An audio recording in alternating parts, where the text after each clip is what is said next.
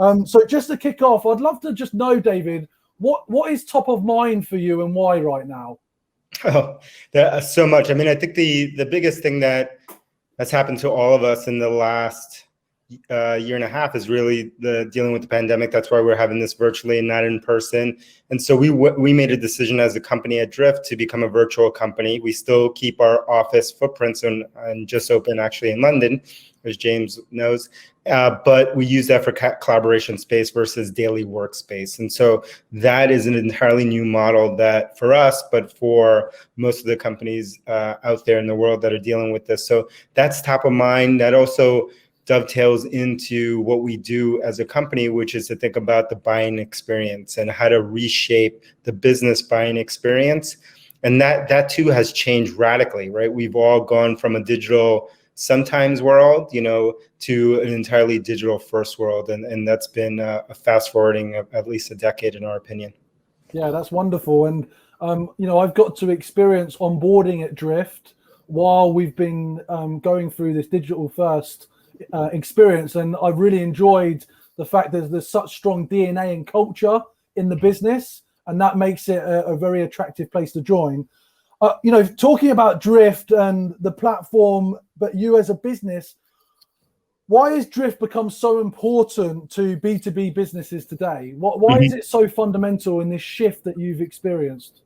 Yeah, I think, for us, we identified a shift pretty early on, which now we see a lot of companies moving towards, which we knew that would happen because it wasn't about Drift. It wasn't about a product. It was about a larger shift that was happening in the world. And that shift was the power moving from, in terms of business buying, from the company dictating the sales process and the when someone would get information, how they would get information, and who they would talk to that power radically shifting to the buyer having all the power, the buyer dictating the buying process, and the buyer demanding an experience that is special, that is like the special experiences that they have in their normal lives. That's a massive shift that's happening in the world. It's enabled by many, many hyper trends, as we call them, or mega trends.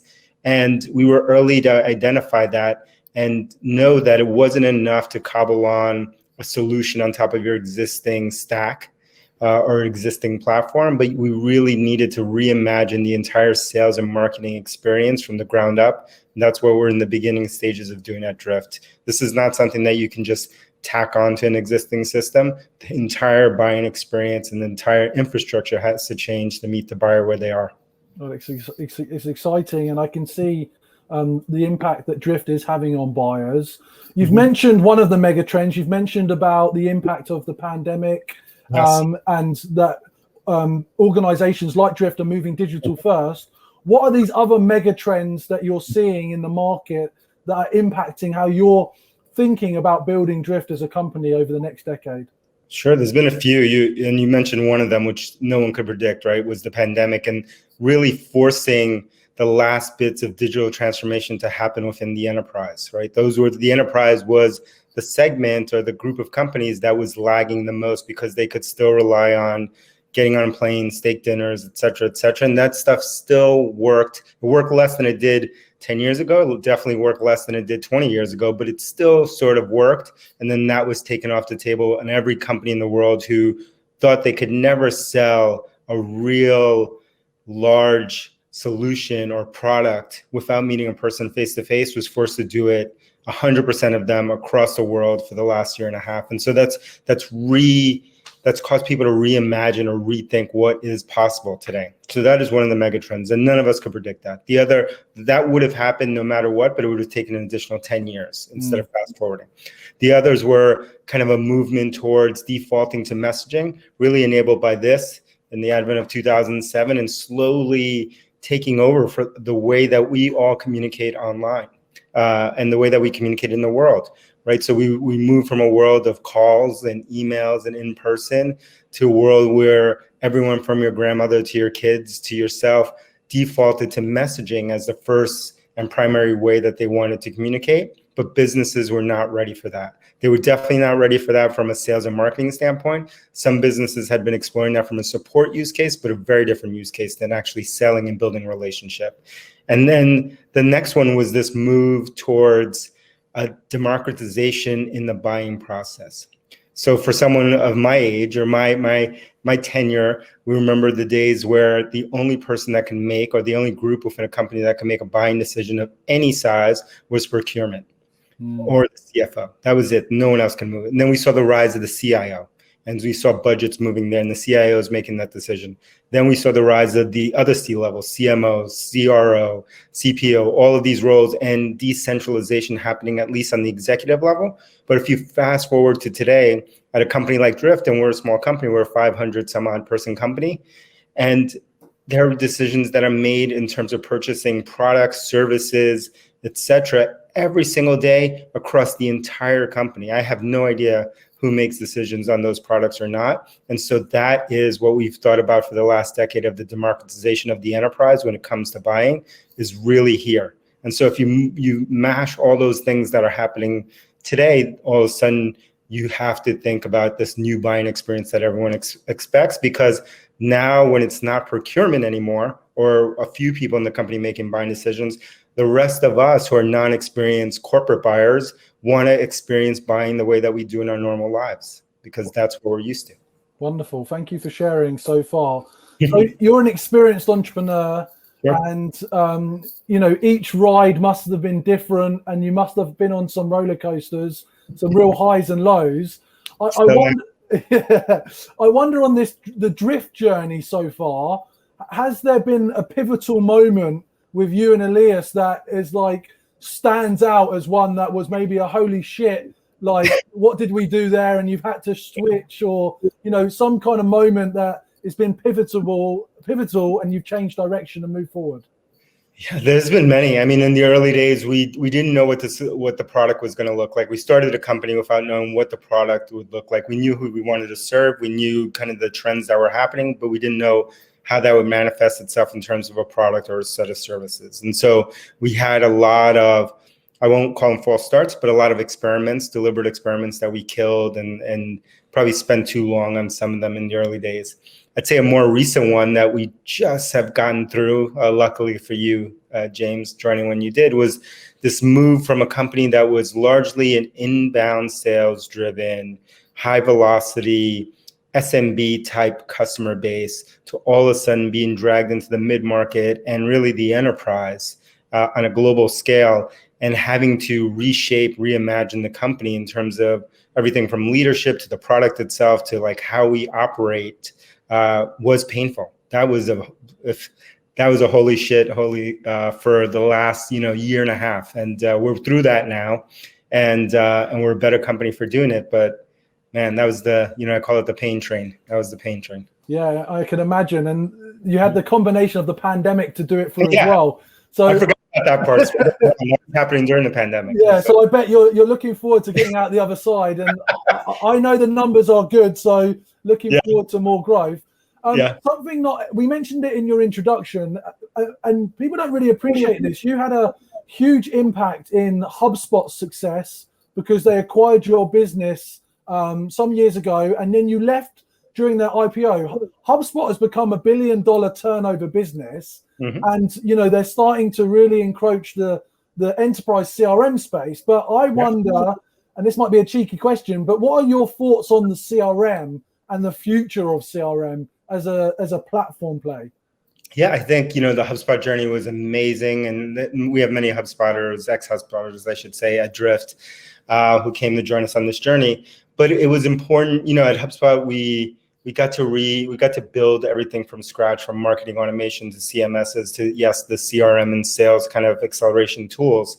Amazing journey. But after leaving there, and I left when we went public as a company, I had time to be able to reflect. And, what I came away with was thinking that all of the things that we had been building for so long, not only there, but in past companies, Performable and Lookery and Ghostery and Compete and all these things, were built for a world that didn't exist anymore. We had built stuff for a world that didn't exist. The CRM itself, and we had just finished building a CRM, was built with an entirely different paradigm. It was built with that company control paradigm. It was built in a paradigm where we had to have humans entering things into a giant filing cabinet in the right order at the right time. And if they didn't do it, then the whole thing didn't work. And that's the central source of intelligence today for most businesses. That's CRM, but it's all hand entered in data, mostly by people who do not want to or not incented to enter in data. So the whole thing makes no sense, right? It's like the days when you would go into an office and there were giant filing cabinets and things had to be color coded in the right filing cabinet or else it didn't work. Today, when we started Drift, I said, we live in a world where we can get in the middle of the conversation. That wasn't true in the past. We can actually see what our customers, our prospects, and our buying committees are actually saying. We have not only that, but we have the ability through AI and machine learning to actually make sense of those conversations, to make inferences and predictions based on those conversations. Those are things that didn't exist even, back when we were building that CRM. And that is, by all accounts, a new CRM. Forget about the old CRMs, the Salesforces, the others of the world who were built, 20 some odd years ago. That was built on an entirely different paradigm and for a different use case. So we think there is a new way built on technology that was not accessible and data that was not accessible for a world where the buying experience needs to change. And that's what we're trying to do at Drift. Love it. And so our audience, you're talking to a European audience. Mm-hmm. We've got sales and revenue leaders and marketing leaders at our conference today, and we've had lots and lots of content. And I wondered, where do you see the future of the alignment between sales and marketing? Like, how do you see those converging or being aligned so that they're more focused on revenue outcomes versus what's maybe happening today?